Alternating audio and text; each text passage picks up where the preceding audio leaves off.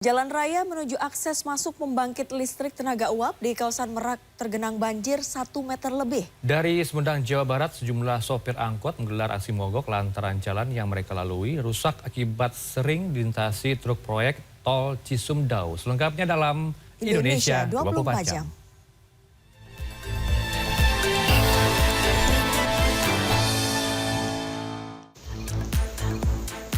Diguyur hujan deras pada Selasa, akses menuju pembangkit listrik tenaga uap di Merak, Banten tergenang banjir.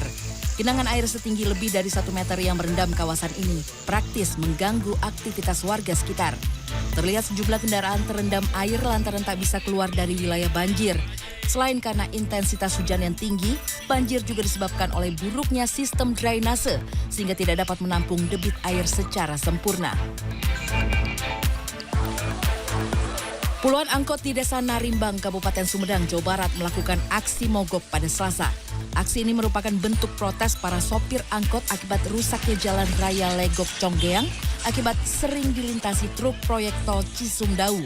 Rusaknya jalan ini disinyalir menjadi penyebab turunnya pendapatan para sopir angkot karena terhambatnya laju kendaraan.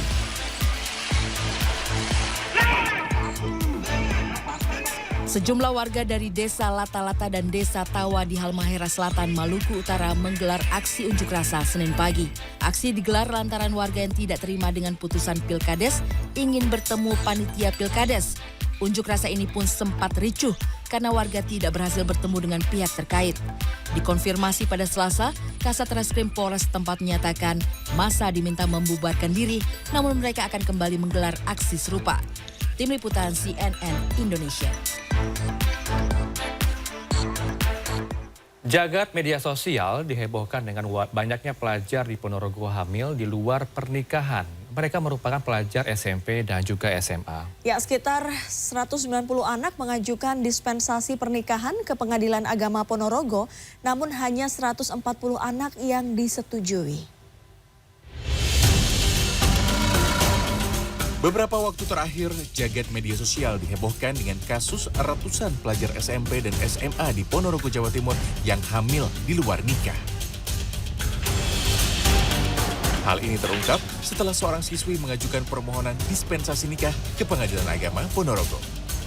Data BKKBN Jawa Timur mencatat sekitar 190 anak mengajukan dispensasi pernikahan atau diska ke Pengadilan Agama Ponorogo, namun hanya 140-an anak yang disetujui.